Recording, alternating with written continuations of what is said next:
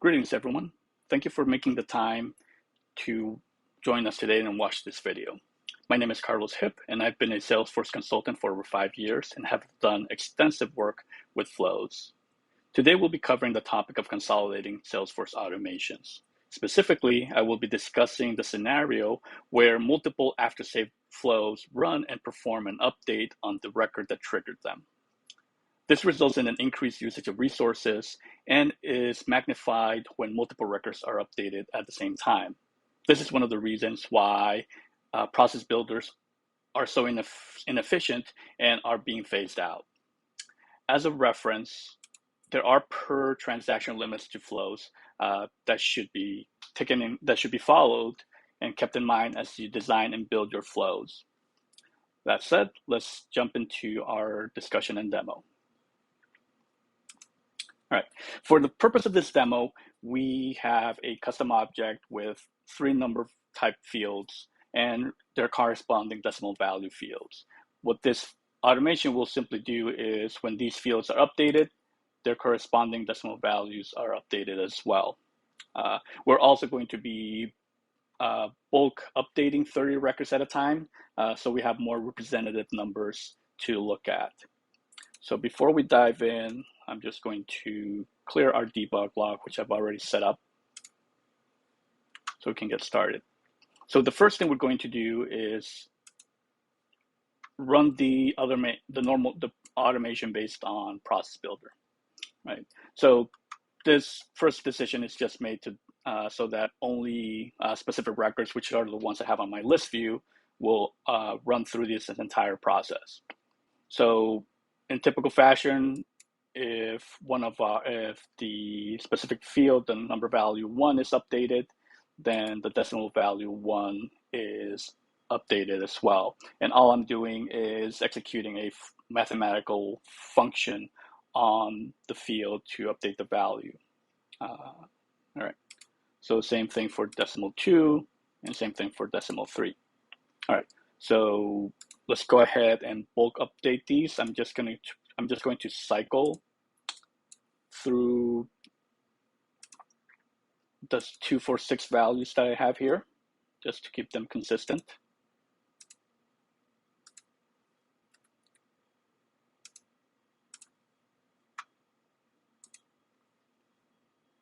All right. Now that that's done, let's refresh our screen here and pull down the debug log and get our first point of reference.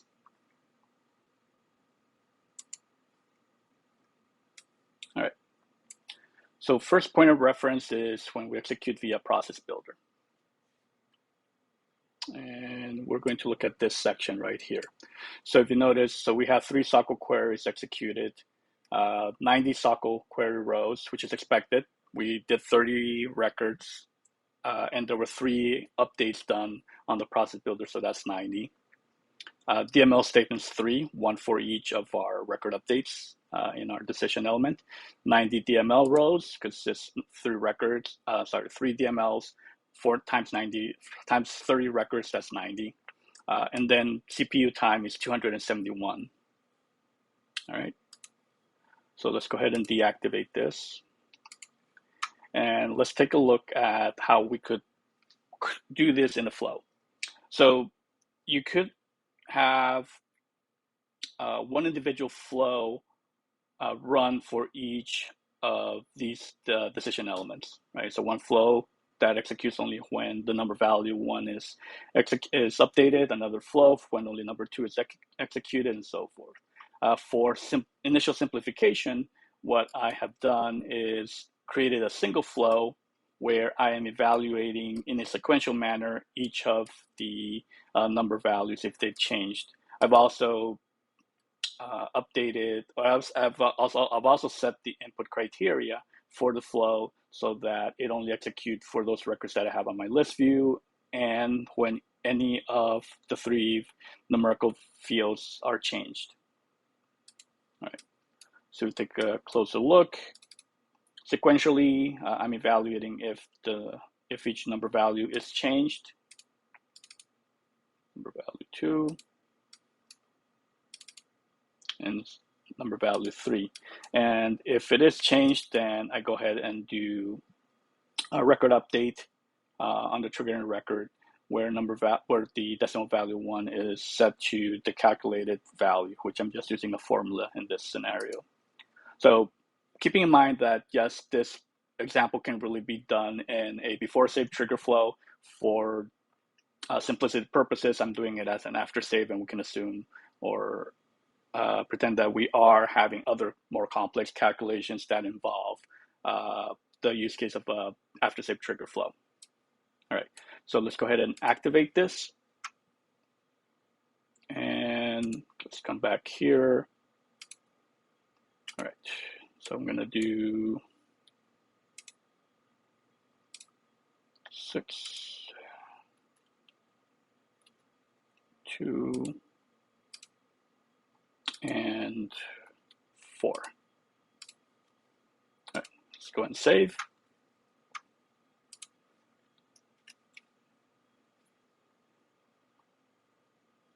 All right, we have our debug log. Let's download.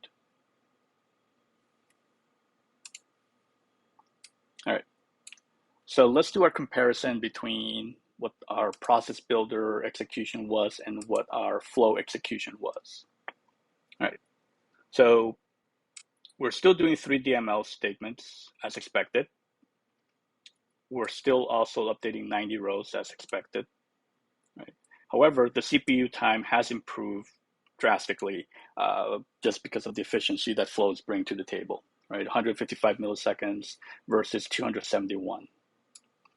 All right, so now this is by itself, it is a performance improvement, but we're still doing 3 DML calls, which results in a lot more resource usage and with volume that just degrades over time. So let's take a look at how we can really improve this design with the single flow. All right, so the first thing that I want to highlight here is that we have created a Boolean data type resource, a variable. I've called it bool update record, and I've initialized it as false. What this variable is going to do is it's going to help us track when we actually need to update the triggering record. Right. So our entry criteria is still the same, only for the records I have on my list view and whenever one of those 3 numerical fields are updated. So again, just checking if the first number value has been updated. If it has, instead of doing our DML call, I actually do 2 things. So I update our record variable, decimal 1 with the calculated variable, and then I set our Boolean update record variable to true. And as I proceed down each of our scenarios, I do the same. So at this point, after all of this, we have our changes set to our record variable, and when we have our Boolean set as well. So at the end, we evaluate our Boolean variable, and if it is true, we do a single record update on our triggering record. All right, let's go ahead and activate this. It's still deactivated. And let's go ahead and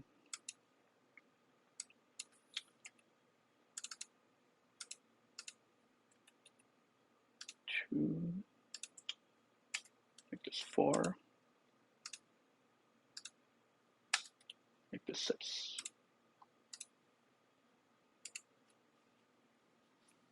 All right, let's refresh our debug log. And here we go, let's download. All right, so above is our last, is our previous multiple DML call flow. And this is our new one. So let's look at the debug log. As expected, we have 1 DML statement instead of 3 because we consolidated that into 1. Then in terms of DML rows, we have 30 instead of 90. because of the single DML call versus having multiple ones. So this plays a big role when we are talking about volume of records being updated given the 10,000 limit. Then in terms of performance, we've dropped it from 155 to 120. It might not be that big in this scenario, but depending on the complexity of your flows and the amount of records you're updating, that might have a larger impact in the future. But as you can see, we've decreased the resource usage a lot by using this method. As an alternative to this method, is instead of directly updating the record variable and using the record itself to update, you can also create another resource for the same record that's triggering the object and keep track of the changes on that variable. So if we look at this example, before we do, let me deactivate this one. Come back here. We look at this example. The entry criteria is the same as before, except now the first thing we do here is initialize our new variable, and by just allocating or assigning the record ID of our triggering record so we know what to update moving forward. Then in as we evaluate each of our conditions, we're still updating our record. I like doing this because it helps keep it up to date in case I need to reference it later on in the flow. But at the end of the day, it really is optional. It depends on if you need it or not, but I found it useful to keep it that way. Then we're also updating our Boolean variable. And then the new variable we created, we're updating the corresponding field. Right, same here. Same here. Right. Now, at the end, we're still evaluating our Boolean variable. If it's true, then we go ahead and execute our record update. But instead of doing the record variable, I'm doing this record variable here. I'm going to go ahead and activate that. And let's run through this again. I'll do 4, 6, 2.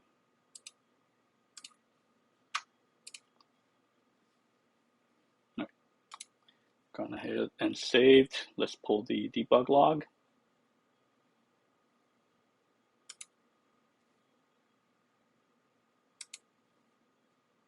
Right.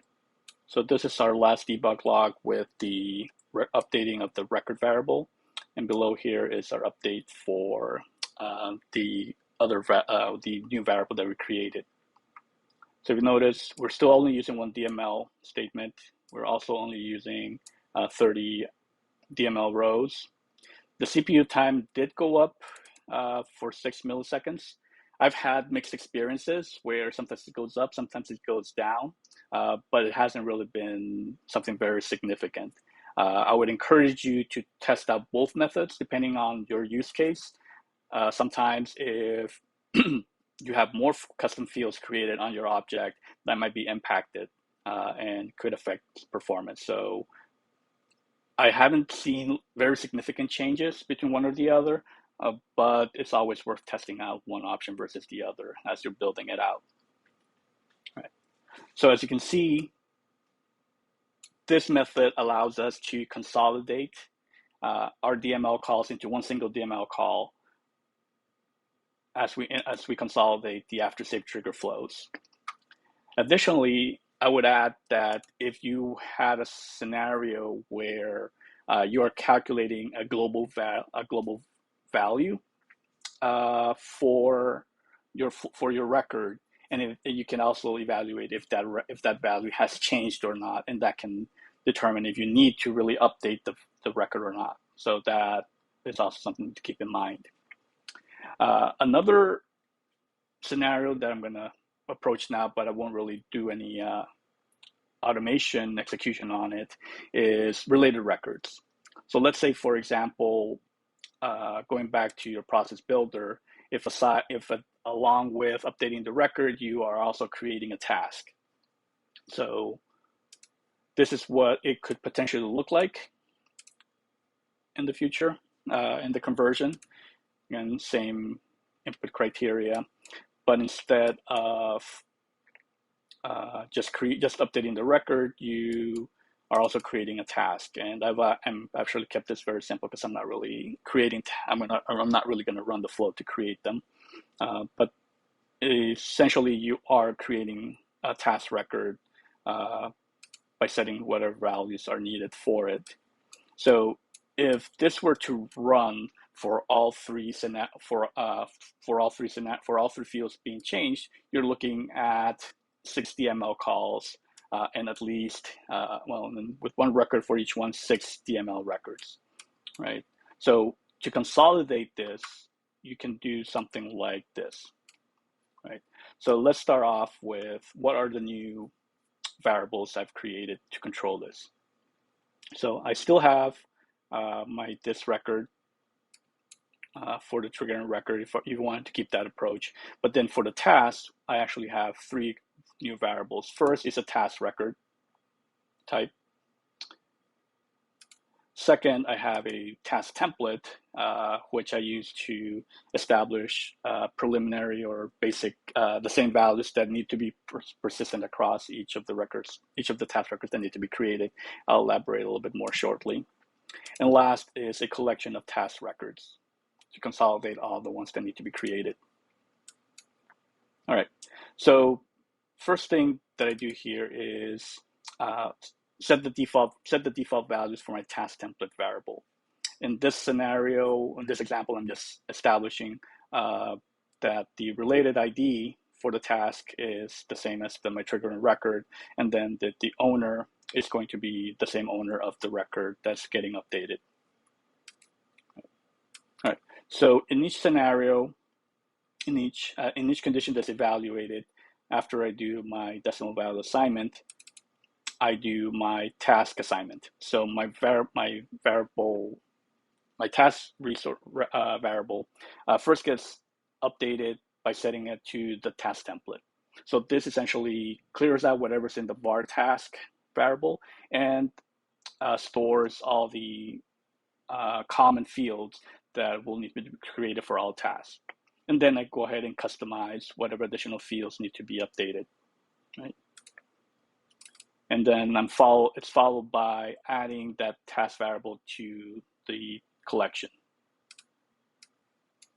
The same thing happens for each of my conditions. So for task 2, again, I assign it the template so it clears out any existing values on the variable that might have been added on the first condition, and then customize it accordingly, and then add it to the collection.